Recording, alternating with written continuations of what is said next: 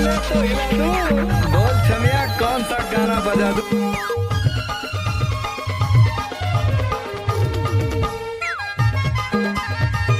कारी भर माते बे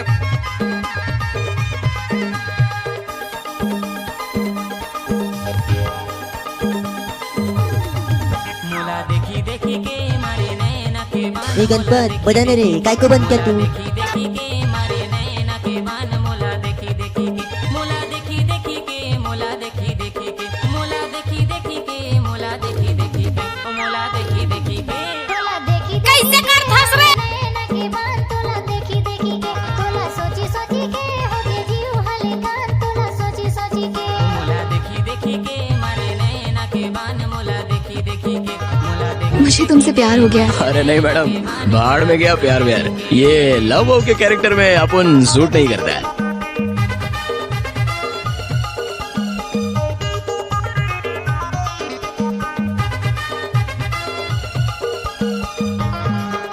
घूस न वो नाचन दे।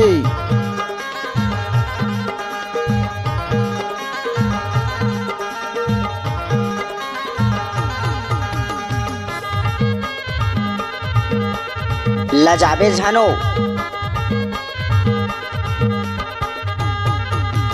तुरकनी हलरानी धीरे धीरे मटकावे। करिया के पार मते मिले चली आवे। तुरमया मरा के मन सुधे बुदगागे। धोखा जान दे बे राजा मुला दादा रे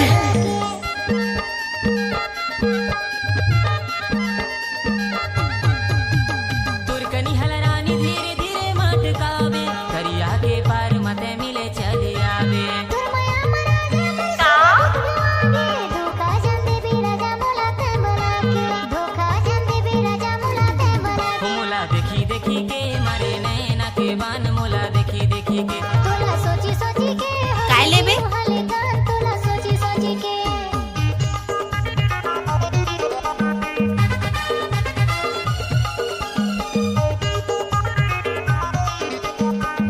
जा रे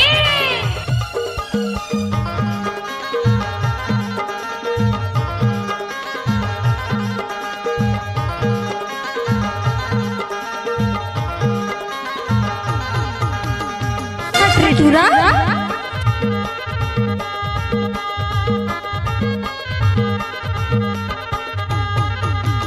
तुर सुर तमरानी मूल कहीं नहीं सुहाए। तोला देखे बिना चल, मुला हट। तो नहीं आए। दुनिया ला छोड़ दे हमें तुरमया मरा जा। दुल्हन बना के मुलाया पटकर ले जा।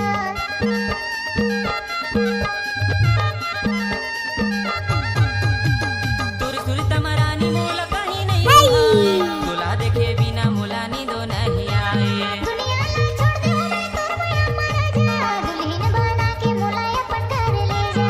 दुल्हन बना के मुलाया पटकर ले जा। मुला देखी देखी के मारे नैना के बान। मुला देखी देखी के, मुला देखी देखी के मारे नैना के बान। मुला देखी देखी के, तोला देखी देखी के मारे नैना के बान। तोला लजा जान वो तोला सोची सोची के हो गए जीव हले कान। तोला सोची सोची के मुला देखी देखी के, मुला देखी देखी के, मुला देखी देखी के, मुला देखी देखी के, मुला देखी देखी के। तोला देखी देखी के गजब आइटम है रे। तोला देखी देखी के, तोला सोची सोची के हो गए जीव हले कान। तोला सोची सोची के मुला देखी देखी के मारे नैना के बान। मुला देखी देखी के, मुला देखी देखी के मारे नैना के बान। मुला देखी देखी नाच ना वो तोला देखी देखी के मारे नैना के बान। तोला देखी देखी के, तोला सोची सोची के हो गए जीव हले कान। तोला सोची सोची के मुला देखी देखी के मारे नैना के बान। मुला देखी देखी के, मुला देखी देखी रोक के ले। मारे नैना के बान।